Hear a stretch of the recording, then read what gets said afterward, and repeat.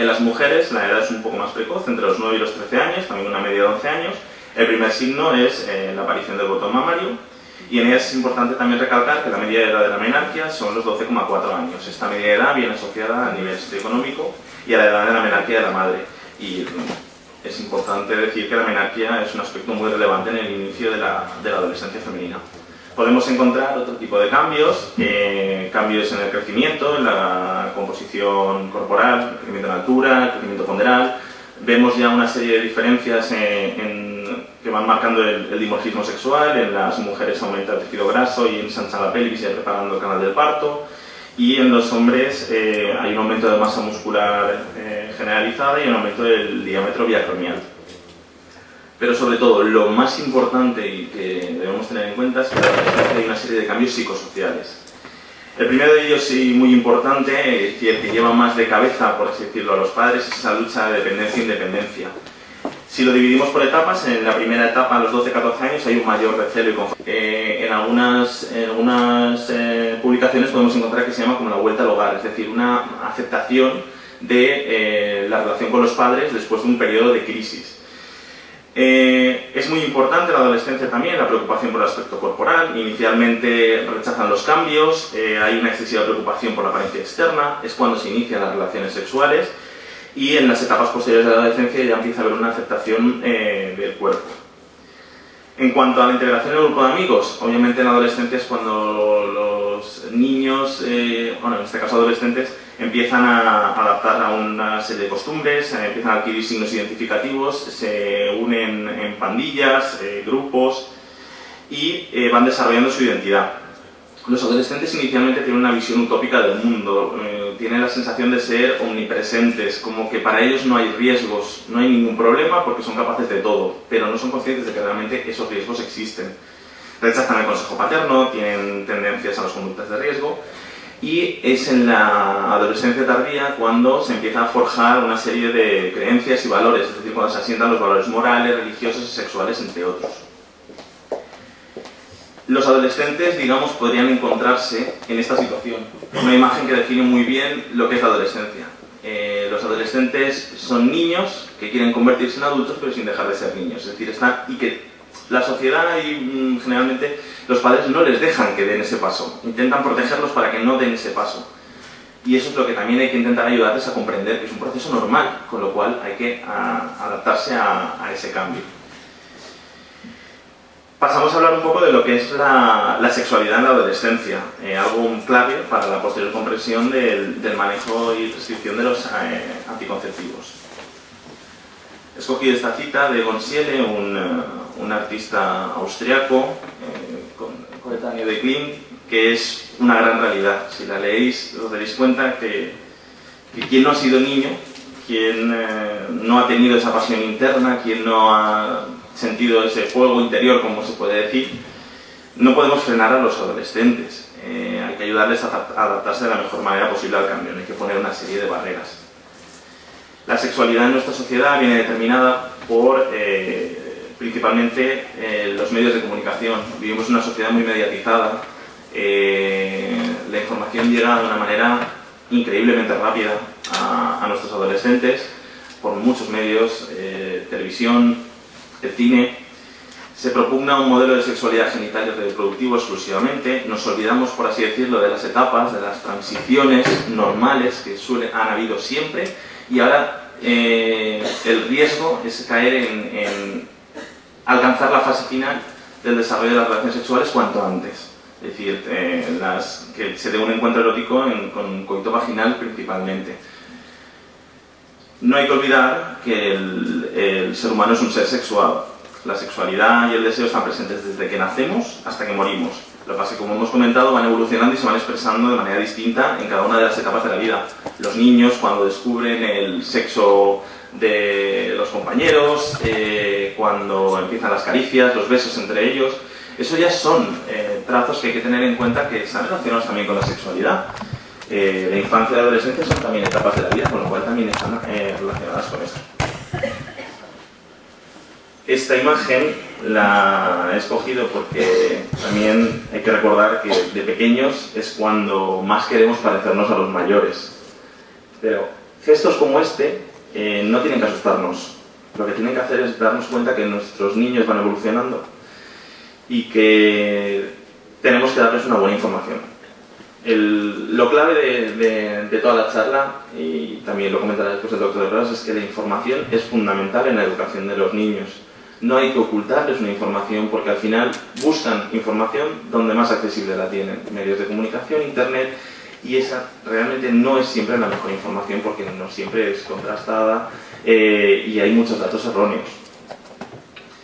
Uno de los aspectos claves de la adolescencia es el inicio del enamoramiento. El enamoramiento como fuente de nuevas emociones y sentimientos. Se alcanza el máximo entusiasmo por otra persona, a diferencia de otras etapas de la vida más precoces. Hay un deseo de unión, reciprocidad absoluta, y es cuando se inicia el pensamiento y las fantasías sexuales.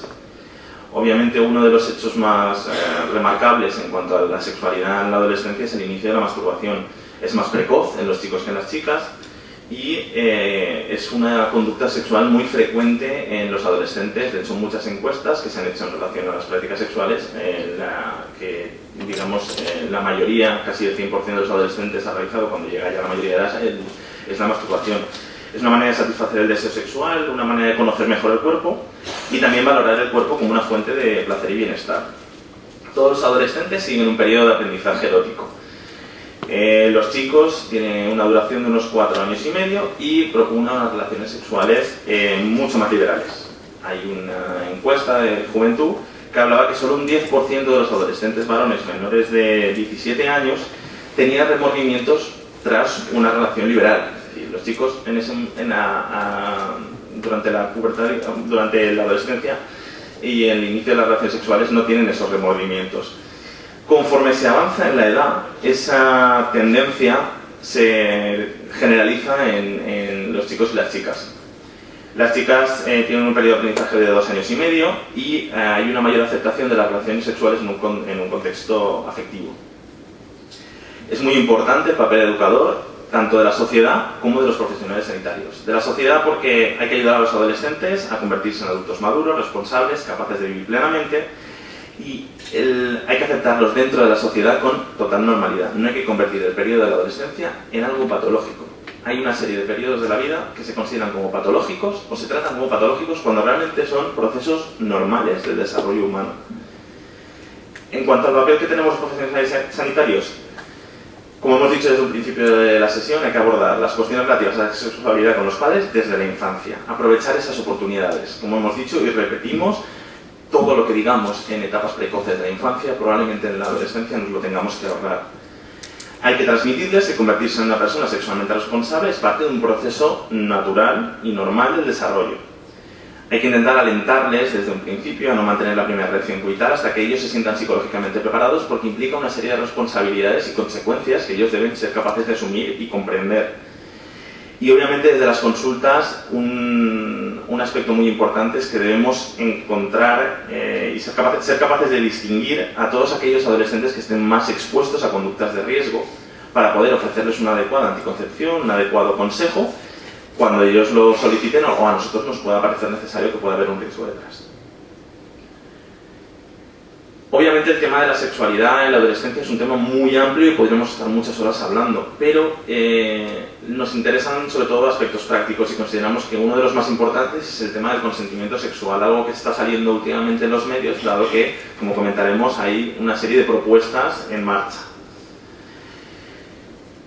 La problemática actual es que la prevalencia de las relaciones sexuales en menores está cada vez en aumento y que hay un importante desconocimiento de la legalidad por parte de la mayoría de los profesionales sanitarios. Según la encuesta sobre sexualidad en la juventud española de 2009, ya se comenzaba a matizar que había un aumento de la población adolescente sexualmente activa, relaciones con penetración en el 52,8% de las chicas entre los 15 y los 19 años, con una edad media de inicio de las relaciones de 15,5 años. No entendamos una edad media de inicio de las relaciones como un coito vaginal directamente, es decir, el inicio de las relaciones sexuales es muy amplio y son distintas prácticas.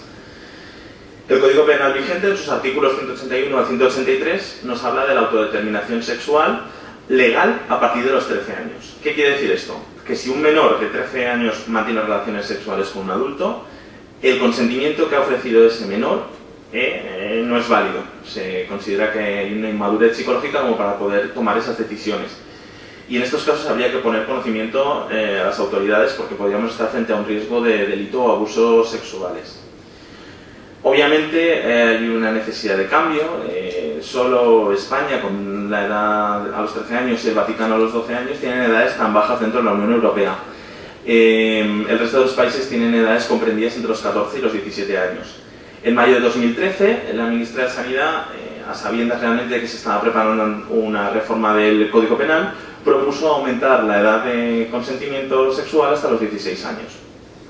Ahora, muy recientemente, en septiembre de 2013, el Gobierno informó al Parlamento que llevaría al Consejo de Ministros un anteproyecto de reforma del Código Penal en el que se aumentaba la edad de consentimiento sexual de los 13 a los 16 años.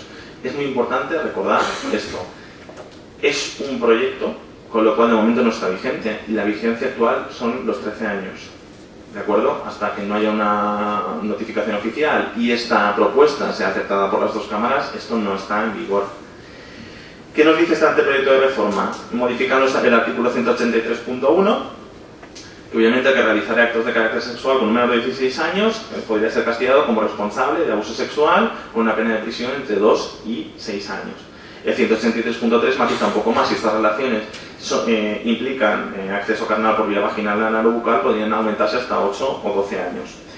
Y se añade un nuevo artículo, porque claro, muchos estaremos pensando, vale, 16 años, está claro, con mayor de 18 años legalmente lo que podría ocurrir, pero con uno de 17 años, eso es algo también a tener en cuenta. Por eso se propuso este artículo. Este artículo nos dice que el consentimiento libre del menor de 16 años excluirá la responsabilidad penal por los delitos previstos en este capítulo cuando el autor sea una persona próxima a la víctima por edad y grado de desarrollo y madurez. Es decir, va a quedar realmente a criterio del juez el decidir si las relaciones entre estos dos adolescentes son legales en función de si hay una correlación entre el desarrollo madurativo y hay una proximidad en cuanto a edad, pero no establece límites, no establece datos concretos en cuanto a intervalo de tiempo, es decir, está un poco en el aire. Entonces, esto se ha podido considerar como una medida extrema, como un arma de doble filo. Por una parte estamos protegiendo a los adolescentes, ya que estamos aumentando la edad de consentimiento sexual de los 13 a los 16, pero por otra parte, hay que recordar que en España las relaciones sexuales en la adolescencia se inician entre los 14 y los 16 años en más del 50% de los casos, con lo cual estamos cayendo en el riesgo de criminalizar una realidad social. Esto es algo por lo que se han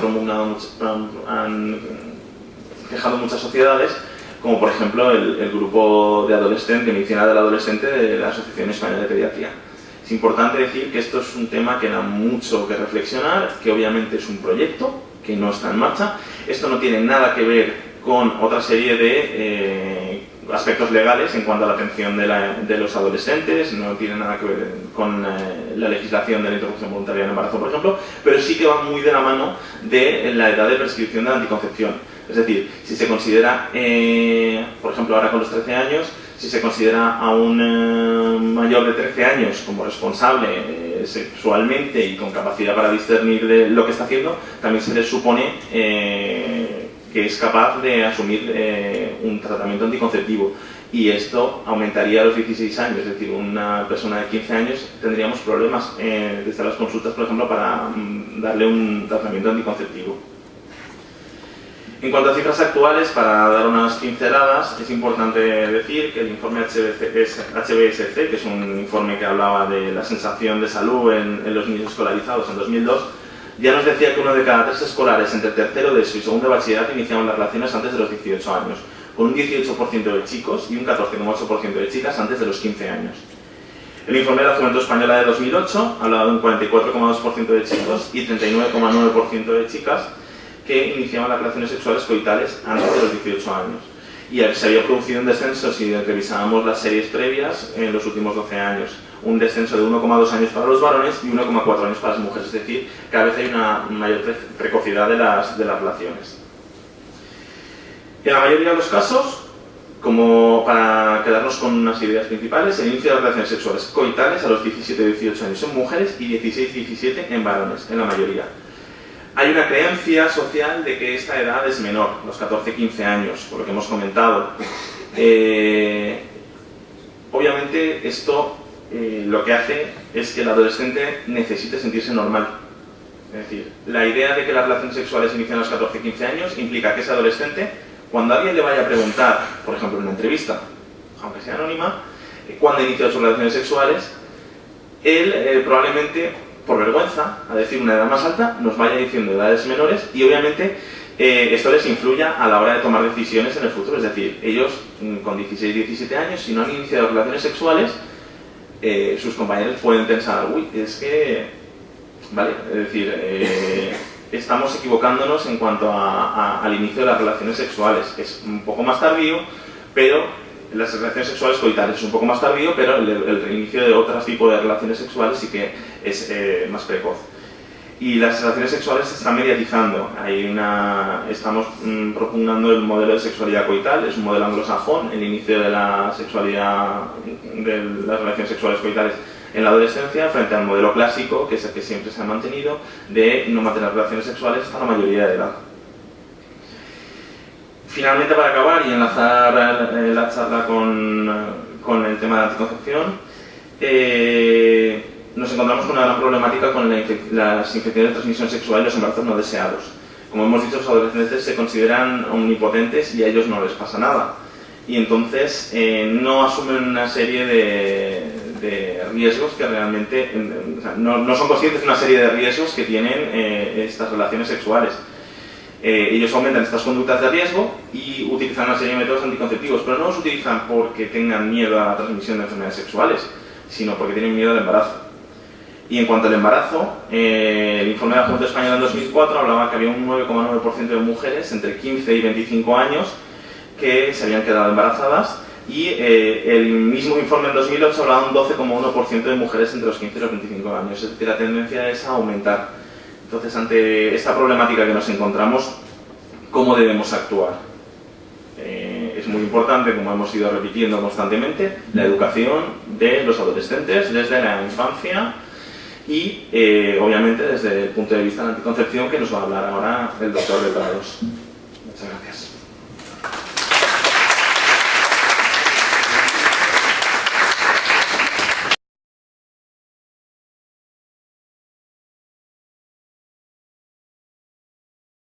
En las mujeres la edad es un poco más precoz, entre los 9 y los 13 años, también una media de 11 años. El primer signo es la aparición del botón mamario y en ella es importante también recalcar que la media de edad de la menarquia son los 12,4 años. Esta media de edad viene asociada al nivel socioeconómico y a la edad de la menarquia de la madre. Y es importante decir que la menarquia es un aspecto muy relevante en el inicio de la adolescencia femenina. Podemos encontrar otro tipo de cambios, cambios en el crecimiento, en la composición corporal, el crecimiento en altura, el crecimiento ponderal. Vemos ya una serie de diferencias que van en ese paso. Y eso es lo que también hay que intentar ayudarles a comprender, que es un proceso normal, con lo cual hay que adaptarse a ese cambio. Pasamos a hablar un poco de lo que es la sexualidad en la adolescencia, algo clave para la posterior comprensión del manejo y prescripción de los anticonceptivos. He escogido esta cita de Egon Schiele, un artista austriaco, coetáneo de Klimt, que es una gran realidad. Si la leéis os daréis cuenta que quien no ha sido niño, quien no ha tenido esa pasión interna, quien no ha sentido ese fuego interior, como se puede decir, no podemos periodo de crisis. Es muy importante en la adolescencia también la preocupación por el aspecto corporal. Inicialmente rechazan los cambios, hay una excesiva preocupación por la apariencia externa, es cuando se inician las relaciones sexuales y en las etapas posteriores de la adolescencia ya empieza a haber una aceptación del cuerpo. En cuanto a la integración en el grupo de amigos, obviamente en la adolescencia es cuando los niños, bueno, en este caso adolescentes, empiezan a adaptar a una serie de costumbres, empiezan a adquirir signos identificativos, se unen en pandillas, grupos y van desarrollando su identidad. Los adolescentes inicialmente tienen una visión utópica del mundo, tienen la sensación de ser omnipresentes, como que para ellos no hay riesgos, no hay ningún problema porque son capaces de todo, pero no son conscientes de que realmente esos riesgos existen. Rechazan el consejo paterno, tienen tendencias a las conductas de riesgo y es en la adolescencia tardía cuando se empieza a forjar una serie de creencias y valores, es decir, cuando se asientan los valores morales, religiosos y sexuales, entre otros. Los adolescentes, digamos, podrían encontrarse en esta situación. Una imagen que define muy bien lo que es la adolescencia. Los adolescentes son niños que quieren convertirse en adultos pero sin dejar de ser niños. Es decir, y que la sociedad y generalmente los padres no les dejan que den ese paso. Intentan protegerlos para que no den, marcando el dimorfismo sexual. En las mujeres aumenta el tejido graso y ensanchan la pelvis y preparando el canal del parto. Y en los hombres hay un aumento de masa muscular generalizada y un aumento del diámetro biacromial.